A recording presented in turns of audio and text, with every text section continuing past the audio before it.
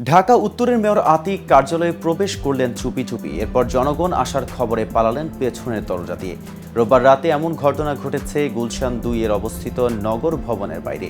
নাম প্রকাশ না করার শর্তে বিষয়টি নিশ্চিত করেছেন ঢাকা উত্তর সিটি কর্পোরেশনের একজন কর্মকর্তা। তিনি বলেন, মেয়র আতিক কার্যালয়ে এসেছেন এমন খবরে ডিএনসিসি ভবন ঘেরাও করে সাধারণ জনতা এবং জনবিক্ষোভের মুখে এ সময় তার সাথে আর কি কি ঘটে এ বিষয়ে বিস্তারিত থাকছে প্রতিবেদনে। আর কেটিভি নিউজ 24 চ্যানেল থেকে আপনাদের সাথে আছি আমি মেহেদি হাসান। ওই কর্মকর্তা বলেন, মেয়র আতিকুল ইসলাম নগর ভবনে এসেছেন এমন খবরে স্থানীয় লোকজন এসে নগর ভবনের বাইরে বিক্ষোভ করেছিলেন। মূলত মেয়রের অপসারণের দাবিতেই তারা সেখানে একত্রিত হয়েছিলেন। বিক্ষোভকারীরা একত্রিত হচ্ছেন বিষয়টি বুঝতে পেরে মেয়র আগেই নগর ভবন ছেড়ে চলে যান। আনুমানিক রাত ৮টার দিকে এমন ঘটনা ঘটে। পরে মেয়র চলে যাওয়ার পর শান্ত হন বিক্ষোভকারীরা। এদিকে ঢাকা উত্তর সিটি কর্পোরেশনের প্রধান নির্বাহী কর্মকর্তা পুনরাদেশ না পাওয়া পর্যন্ত সাময়িকভাবে পূর্ণ আর্থিক ও প্রশাসনিক ক্ষমতা অর্পণ করা হয়েছে বলে জানা গেছে। ১৪ আগস্ট স্থানীয় সরকার, পল্লী উন্নয়ন ও সমবায় মন্ত্রণালয় থেকে এ বিষয়ে একটি অফিস আদেশ জারি করা হয়েছে। সেই হিসেবে এখন ঢাকা উত্তর সিটি কর্পোরেশনের পূর্ণ আর্থিক ও প্রশাসনিক ক্ষমতা পালন করছে সেখানকার প্রধান নির্বাহী কর্মকর্তা। উল্লেখ্য, সরকারের পদত্যাগ দাবির এক দফা দাবি আদায়ে ঢাকার রাজপথ দখলে নিয়েছিল ছাত্র জনতা।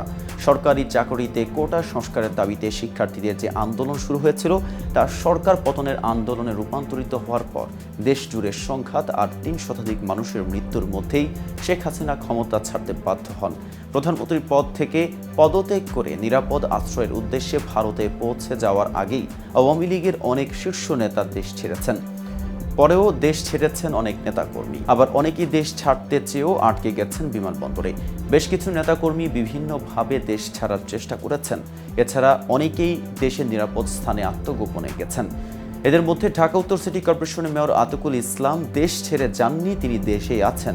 তিনি নিরাপদ স্থানে অবস্থান নিয়েছেন, তবে জনসমাগম বা সাধারণ মানুষের সামনের বাইরে আসেন না। এড়িয়ে চলছেন সবাইকে, লোকচক্ষুর আড়ালে আছেন তিনি। ঢাকা উত্তর সিটি কর্পোরেশনের কার্যালয়ে তিনি আসেননি।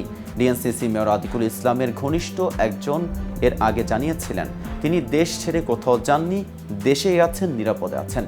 মেয়র আতিকুল ইসলাম রাজনৈতিকভাবে এবং মেয়র হিসেবে সবার কাছে গ্রহণযোগ্য ব্যক্তি। তিনি অন্যায়ভাবে কখনোই কারো ক্ষতি করেননি, সঠিকভাবে দায়িত্ব পালন করেছেন।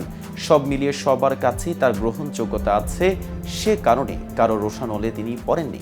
তবে তিনি বর্তমান পরিস্থিতিতে জনসম্মুখে আসছেন না, নিরাপদ স্থানে আছেন। আজ এ পর্যন্তই।